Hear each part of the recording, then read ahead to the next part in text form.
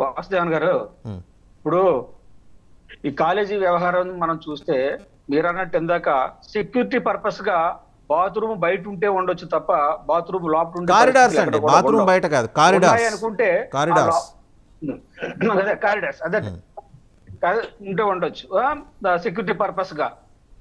ఇంకా అడ్వాన్స్ గా వెళ్ళి బాత్రూమ్ వెళ్ళే ముందు కూడా పెట్టుండొచ్చు తప్ప లోపల ఉన్నాయనేది చాలా దురదృష్టమైన సంఘటన. అటువంటి జరిగితే ఖచ్చితంగా దోషులు శిక్షించాల్సిన పరిస్థితి ఉంది.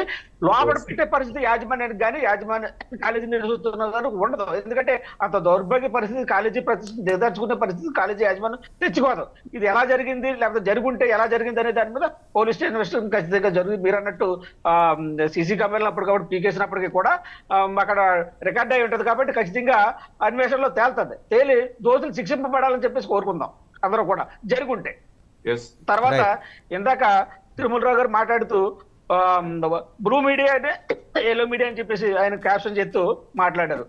బ్లూ మీడియాకి యాజమాన్యం ఖచ్చితంగా వాళ్ళ కుటుంబ పెద్దలు, తన భార్య వైసీపీ అధినేత జగన్మోహన్ రెడ్డి గారి భార్య, వాళ్ళ ఫ్యామిలీ అంతా కూడా భారతీయ గారు నిర్వహిస్తున్నటువంటి సందర్భం. కానీ ఇక్కడ ఎల్లో మీడియాకి బాలకృష్ణ గారా, లోకేష్ గారా, లేకపోతే భువనేశ్వర్ గారా, లేకపోతే బ్రాహ్మణి గారా, లేకపోతే చంద్రబాబు నాయుడు గారా ఎవరున్నారని ఎల్లో మీడియా అని చెప్పేసి మాకు అంట కడతా ఉంటారు. ఖచ్చితంగా దీన్ని నేను ఖండిస్తున్నాను సార్. ఇటువంటి సీనియర్ జర్నలిస్ట్ అయిన కూడా తిరుమలరావు గారు ఈ విధంగా వ్యాఖ్యానించడం అనేది కరెక్ట్ కాదు. వైసీపీ వాళ్ళు అన్నారంటే అది వేరు, కానీ ఒక జర్నలిస్ట్ గా, ఒక కాపు నాడు కార్యదర్శిగా ఈయన చెప్పడం అనేది దురదృష్టమైన సంఘటనగా నేను భావిస్తూ ఉన్నాను. ఈ రోజు మరి పుట్టినరోజు జరుపుకుంటున్నటువంటి పవన్ కళ్యాణ్ గారికి, అదేవిధంగా అభిమానులకు, మా పార్టీ కుటుంబ పెద్దలకు, అదేవిధంగా వారి కార్యకర్తలకు అందరికీ కూడా అభినందనలు తెలియజేస్తూ, శుభాకాంక్షలు తెలియజేస్తూ, అదే సందర్భంగా నిన్నటికే 30 సంవత్సరాలు అయినటువంటి చంద్రబాబు నాయుడు గారు సీఎం గా చేసినటువంటి 30 సంవత్సరాలు అయినటువంటి సందర్భాన్ని కూడా గుర్తు చేస్తూ, అంత అనుభవం కలిగినటువంటి ముఖ్యమంత్రి గారు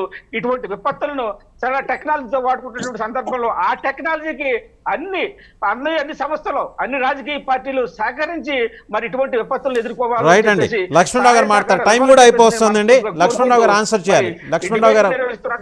లక్ష్మణరావు గారు ప్లీజ్ ఆన్సర్. సత్యాన్ని గారు, లక్ష్మణరావు గారు మాట్లాడతారు. లక్ష్మణరావు గారు క్విక్ గా. వాసుదేవ్ గారు, ఈరోజు దివంగత నేత వైఎస్ రాజశేఖర రెడ్డి గారు వర్ధంతి, ఆయన గన్నవోలు అర్పిస్తూ విజయవాడ మునిగిపోవడం కారణం చంద్రబాబు నాయుడు గారు. ఎందుకంటే గత నెల రోజుల్లో ఆగస్టు 29 షేక్ హసీనా అరెస్ట్ కూడా చంద్రబాబు కారణం ఉన్నట్టుంది. మీరు ఏమన్నా అర్థం విజయవాడ మునిగిపోవడానికి చంద్రబాబు కారణం ఏంటంటే రీజనబుల్ గా మాట్లాడండి సార్, రీజనబుల్ గా మాట్లాడండి. రైట్ సత్యాన్ని గారు, ఆయన ఆన్సర్ చేయండి.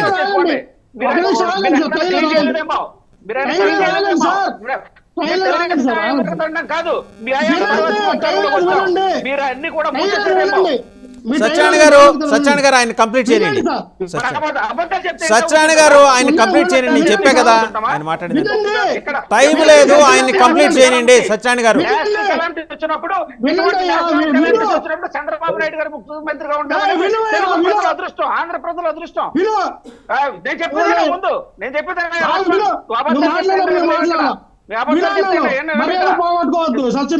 నువ్వు అబద్ధాలు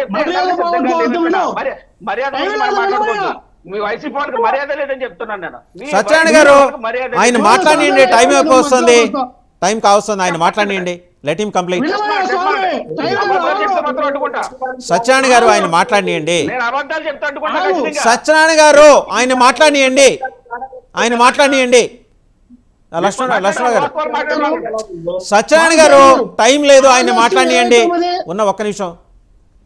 ఆగస్టు 29 ఐఎండి ప్రకటించిందండి, అతి భారీ వర్షాలు వస్తున్నాయి, జాగ్రత్తగా వ్యవహరించాలన్నప్పుడు అక్కడ కనీసం విజయవాడ ప్రాంత ప్రజలకు కూడా ఎటువంటి సమాచారం లేకుండా బుడమేర వాగుకి సంబంధించినటువంటి వలగలేరులో ఉన్నటువంటి ఆ గేట్లన్నీ ఎత్తేసారండి.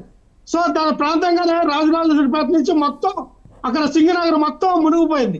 అలాగే మున్నేరు వాగు నుంచి వచ్చినటువంటి 5 లక్షల క్యూసెక్ల వాటర్ ఈ రోజున కృష్ణానది నుంచి ఈ రోజునే దాదాపు 10 లక్షల క్యూసెక్ల వాటర్ వస్తుంది అని అన్నారు. వస్తుంది, ప్రవాహం జరుగుతూ ఉంది. జగన్మోహన్ రెడ్డి గారు మా ప్రభుత్వంలో 3 కిలోమీటర్ల మేర ఏదైతే రాణిగారి తోట కృష్ణలంక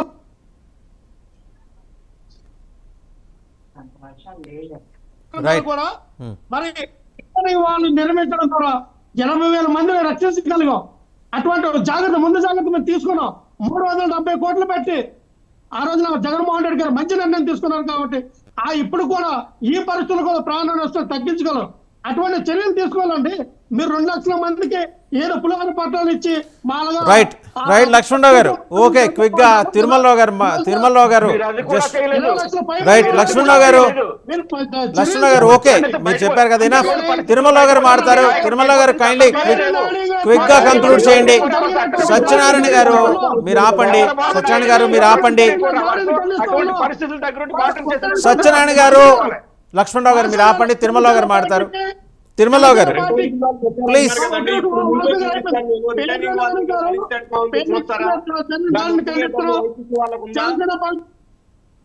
తిరుమలరావు గారు కైండ్లీ రిటైనింగ్ వాళ్ళ దగ్గర ఇప్పుడు వీడియో చూపిస్తారండి, లైవ్ వీడియో.